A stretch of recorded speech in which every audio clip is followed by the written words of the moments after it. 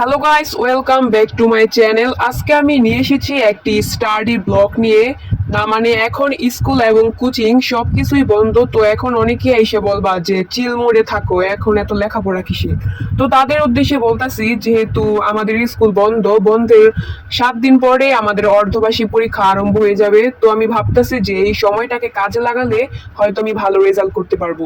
তার জন্য এখানে আমি ম্যাথটাকে বেশি আগে টাচ দিচ্ছি, কারণ অঙ্কটা আমার কাছে বেশি একটা ভালো লাগে।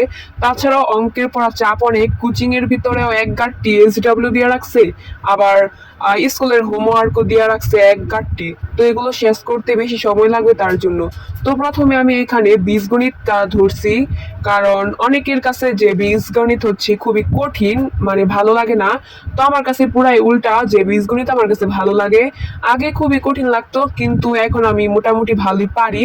তো তাছাড়াও বীজগণিত করতে খুবই অল্প সময়ের মধ্যে হয়ে যায়, কিন্তু দেখা যায় যে পরিসংখ্যান খুবই কঠিন। পরিসংখ্যান করতে সময় বেশি লাগে, তাই আমার কাছে বীজগণিত বেশি ভালো লাগে, কারণ সময় কম লাগে।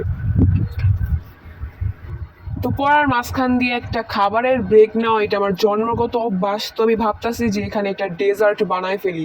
তার জন্য এখানে আমি কেক আর আইসক্রিম নিছি। মানুষ কতটা পাগল হইলে, না মানে মানুষ কতটা পাগল ছাগল যে খাবারের সাথে খাবার মিশায়া আরেকটা খাবার বানাইতেছে।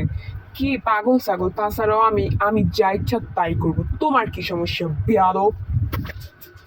তারপরে এখানে আমার ডেজার্ট বানানো কমপ্লিট। তো ডেজার্ট আগে বানানোর পর খাওয়ার আগে আমি আমার টেবিলটা পরিষ্কার করে রাখতেছি, তা না হলে আমার মার উড়ন্ত জুতা এসে ডাইরেক্ট আমার মুখে এসে পড়বো।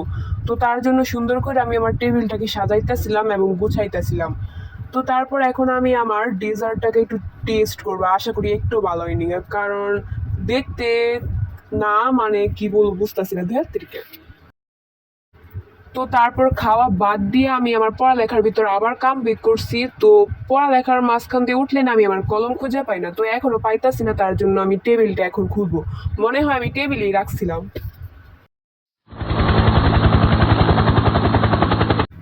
না মানে আমি একটা আস্ত বেহায়া, মানে এগুলো যে খাওয়া একদম ভালো না সেইটা আমি জানি, তারপরেও এগুলো আমি খাই, মানে কারণ আমি একটা বেহায়া। আমার তো বেহায়া মনে হয় এই পৃথিবীতে আর নাই।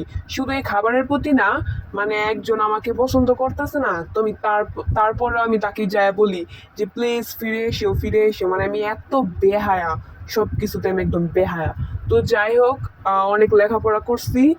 তো আর একটু লেখাপড়া করবো গিয়ে রাত্রে। তো এই ব্লগটা আমি বিকেলে করছি। তো আজকের মতো সবাইকে বাই, টাটা।